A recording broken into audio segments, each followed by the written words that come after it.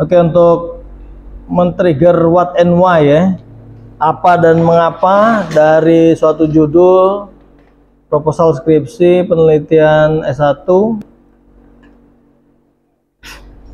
Jadi dari sisi latar belakang itu, pertama kali dalam sisi latar belakang. Nah, di latar belakang itu terdiri dari beberapa bab, terdiri dari beberapa paragraf, ulangi. Terdiri dari beberapa paragraf. Sekarang sudah ada paragraf belum di situ? Terdiri dari beberapa paragraf, beberapa.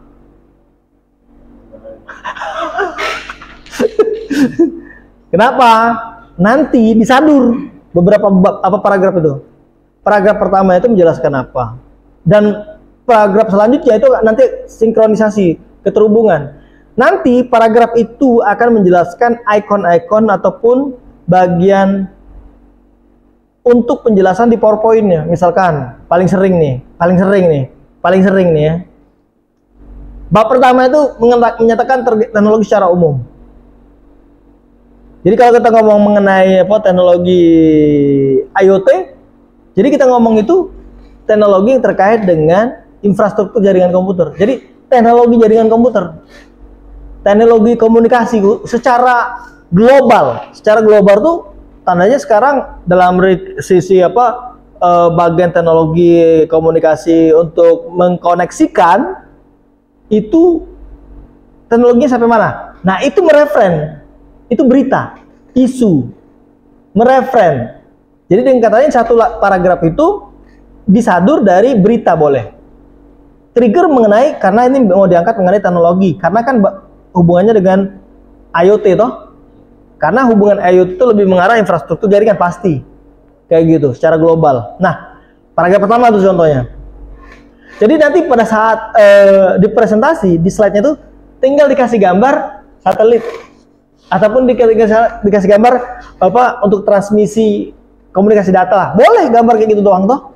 Mewakili. Nah, sekarang, terus selanjutnya paragraf selanjutnya. Karena ini ke IoT, lebih banyak bagian keterhubungan manusia secara global dengan teknologi ini, seluruhnya itu bisa dilihat dari sisi teknologi yang ada di tangan kita gitu. Boleh dikatakan seperti itu. Boleh dikatakan seperti itu toh. Nah, apa yang di tangan kita ini misalkan smartphone. Tapi, nah ada tapinya. Pertama kali yang akan jadi pemberitaannya itu berapa banyak sih orang yang menggunakan teknologi yang basisnya internet, dan itu perangkatnya apa umumnya? Contoh, kalau kita ngomong pakai game, ada nggak game-game yang nggak di HP itu tapi bisa online? Misalkan laptop kan, komputer, ataupun juga game-game yang konsol apa istilahnya kan sudah pakai jaringan juga toh. Nah, tapi kita ngomong ini sekarang berapa banyak spesifik kita sudah ngomong pengguna yang berinteraksi dengan teknologi basis jaringan, tapi apa perangkatnya? Nah, tandanya kan kita harus cari tahu berapa banyak populasi pengguna perangkat keras smartphone. Boleh jadi. Referen lagi berita itu. Ada referennya, beritanya. Seperti beritanya lebih banyak ke news, tapi lebih banyak. Ataupun hal-hal yang terkait dengan pakar-pakar ataupun kejadian-kejadian yang memang ditampilkan dalam website yang sifatnya kredibel. Sifatnya kredibel itu ada autornya, penulisnya, ada publishernya, ada tanggal tahunnya. Jadi kita tahu dia ngomong ini kapan dan di mana, seperti itu. Oh, ini menurut organisasi nih, ataupun menurut surveyor nih, ataupun menurut Badan Statistik Indonesia nih, misalkan seperti itu. Ya monggo. Ada. Jadi dari sisi teknologi tadi kita sudah spesifikkan pengguna. Pengguna ini sudah menyatakan dalam sisi penggunaan perangkat-perangkat yang memang basisnya itu terkait dengan yang paragraf sebelumnya, yang basisnya jaringan toh.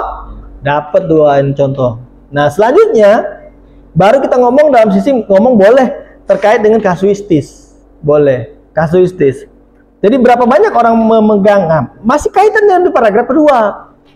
Berapa banyak orang yang berinteraksi dengan sifatnya permasalahan dia, tapi ditangani di handphone misalkan, ataupun yang belum ditangani di handphone, tapi bisa itu nanti bisa di handphone secara teknologi yang sudah kebaharuan saat ini. Contohnya misalkan dia mau kita tetap ke AIoT ya, tetap ke konsentrasi ke bagian.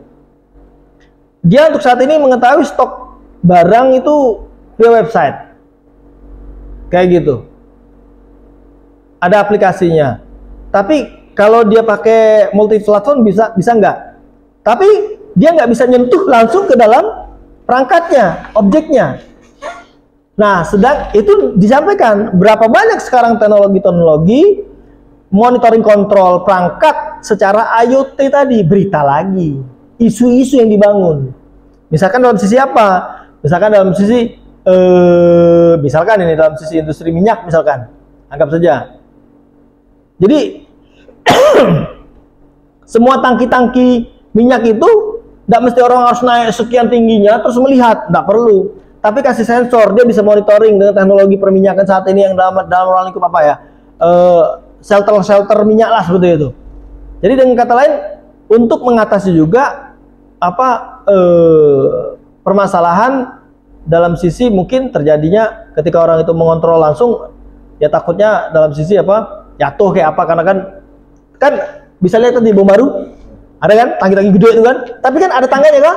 Nah, tapi kalau misalkan di teknologi perminyakan dengan duitnya sekian banyak mereka sudah ada infrastruktur demikian. Jadi ketika melihat ini tangkinya berapa ribu liter ataupun berapa apalah gitu ya, mereka sudah melihat kontrolnya. Tapi dengan balik ke paragraf pertama dengan infrastruktur jaringan, balik dengan paragraf kedua dengan bagian orang populasi penggunaan dalam sisi teknologi yang sudah terhubung ke jaringan, dengan permasalahan-permasalahan yang ada itu tadi, permasalahan bahasanya, tapi news ya, berita lagi, dan itu menjadikan trigger why-nya nanti kayak gitu. Jadi apanya itu, ini kita ada jaringan loh di 3 paragraf tuh, ada infrastruktur jaringan yang bisa dikomunikasikan dengan media operating system, dengan aplikasi yang sudah bisa terintegrasi ke jaringan itu dengan sekian banyak pengguna. Itu jadi what and why-nya. Ketika ada masalah baru ditekankan bahwasanya dengan kejadian boleh dikatakan COVID balik lagi, nah itu bisa direferen lagi tuh beritanya, bahwasanya setiap tempat itu membutuhkan yang namanya hand sanitizer seperti itu kan. Tapi hand sanitizer itu tidak terkontrol, tidak termonitoring kayak gitu. Jadi kalau dia habis ya sudah kayak gitu. Tidak tadi yang saya ulangi tidak termonitoring, dan dengan permasalahan itu boleh jadi masalah. Boleh itu bagian dari narasi dari penulis, ataupun akan jauh lebih baik itu dikaitkan dengan lampiran 1. Wah, bagus tuh. Lampiran 1 itu berisi apa? Foto-foto berapa banyak tempat hasil observasi studi kasus itu dijadikan dasar why-nya. Berdasarkan apa? Observasi yang menimbulkan apa? Why-nya.